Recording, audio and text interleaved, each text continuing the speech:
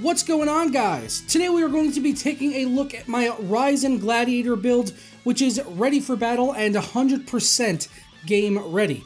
In this video, we will be focusing on the build itself and following up with a full round of benchmarks in gaming as well as productivity. I'm planning to really take this system through its paces and compare it in game performance to my i7 6800K, which matches the Ryzen 5 1600 in terms of cores as well as thread count. But that's pretty much where the similarities end between these processors, because the total cost of this build is under $1,100, not including the RGB fans and custom cables from WAS Mods. Right now, Intel really doesn't have anything to compete with that in the productivity workspace for their X99 parts. With those CPUs, you're looking at a minimum of $350 for the CPU and another $200 for the most bare bones of X99 motherboards. With AMD Ryzen, you can easily go out and get a B350 motherboard for under $100 and still be able to overclock your CPU reasonably well, as I've done with my MSI B350 Tomahawk in previous videos. I guess we could start with the Ryzen 1600, which I was able to overclock to 3.8 GHz at 1.35 volts. I tried pushing the voltage to as high as 1.45 volts to attempt 4 GHz or even 3.9 GHz, but alas, 3.8 was as far as she would go, and it was running rock solid, running at that 1.35 volts, which I'm pretty happy with at the end of the day. Corsair did provide out the bulk of the parts for this particular build, including the cooler I've got on the Ryzen 1600, which is the Corsair H60, and it's certainly doing the job here and is perfect for cooling the 1600, as that is one of the lower TDP variants from AMD. I'm misspeaking here, from AMD, which is only 65 watts. I've tested other non-X variants of Ryzen with the 65 watt TDP, and even the Wraith Max was more than sufficient for cooling these processors, so the H60 is really all you need in terms of an AIO when it comes to the 65 watt TDP variants of AMD Ryzen. I ran IDA 64 for just over an hour, and the 1600 leveled off at 60 degrees Celsius with just the single 120mm fan on the radiator that came with the Corsair H60, and I had that configured to pull air out of the rear of the chassis. I would also like to add just how easy it was to install the H60 for Ryzen. I've dealt with a few other all-in-one liquid coolers recently for Ryzen, and their mounting hardware felt like an afterthought when it came to the AMD side. With the H60, it was so simple and enjoyable to work with. The metal bracket, which slides over the top of the pump, is magnetic, so it holds right in place as you attach the thumb screws that latch onto the stock motherboard hardware, so you don't need to take anything off of the motherboard and put on some new mounting hardware just for the cooler to attach to it. It attaches right to the hardware that's on the Mobo itself from the manufacturer, so that just makes things a hell of a lot easier. I had this cooler installed and ready to go in less than 5 minutes, honestly. For the memory, I've got some white DIMMs in the form of the Corsair Vengeance LPX 16GB kit, which easily hit 2933 MHz on the stock XMP profile in the BIOS. I received a black kit of the same exact RAM with my Ryzen processors at launch, and since then, they've been the most stable RAM that I have paired with Ryzen processors, no matter which one it is.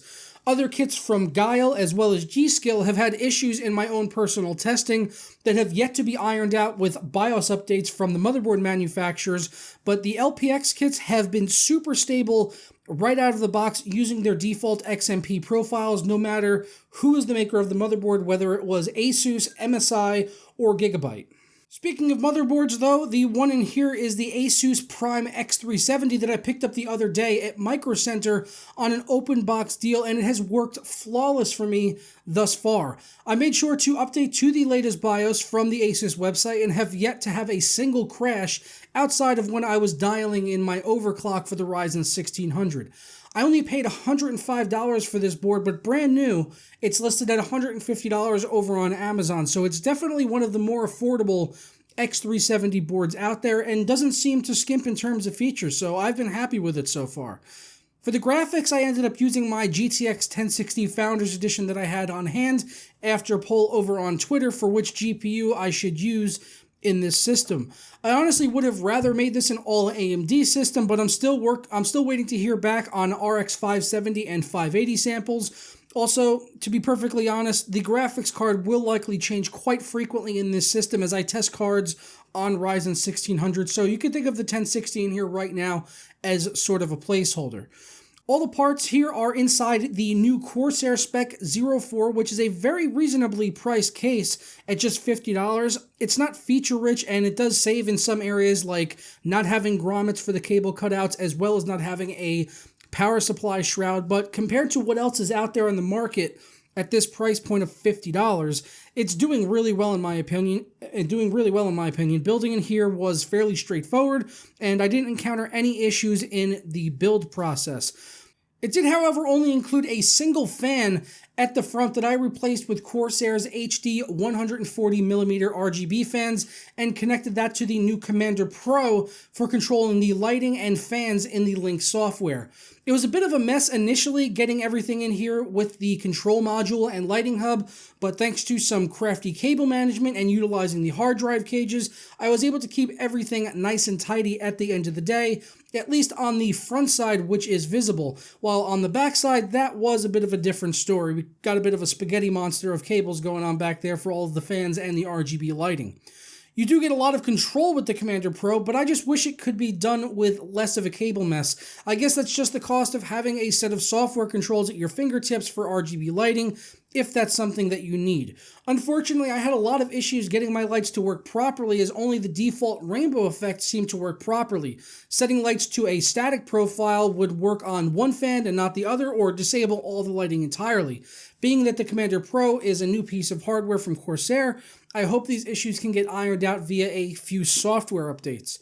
Speaking of crafty cable management, the custom cables in here I have are from Waz Mods, who does an amazing job and gets orders out super fast. I had been sitting on these actually for a couple of months waiting for a build to use them in, and I'm glad I finally did, as the white accents of the motherboard and the RAM really work well with this color scheme in my personal opinion, but please let me know your thoughts down in the comments below.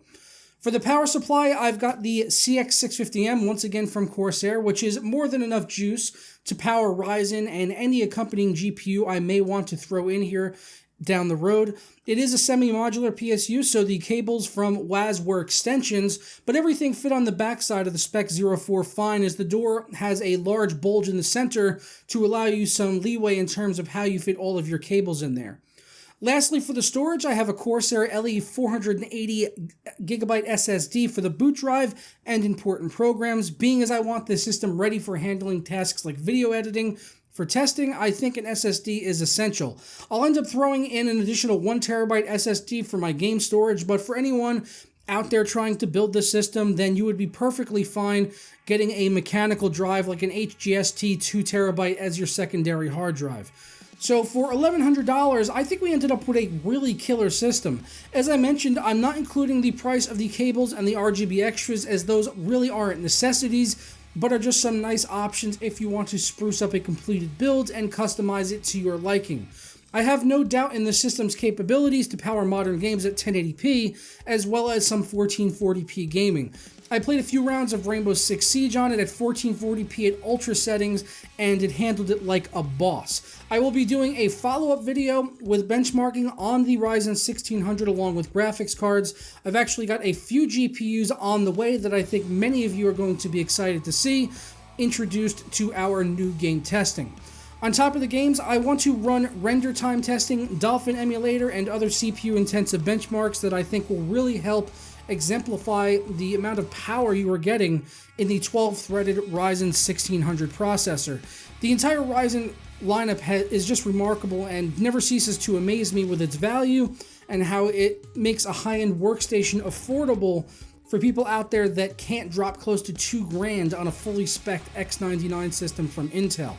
But please let me know your thoughts on the build as always down in the comments, including what you may have done differently. If you want links to the parts used here in this system, I'll be sure to link to them all individually down in the description below. If you enjoyed the build video, don't forget to leave a like below and subscribe if you're not already. But until the next video, I'll catch you guys next time. Tara.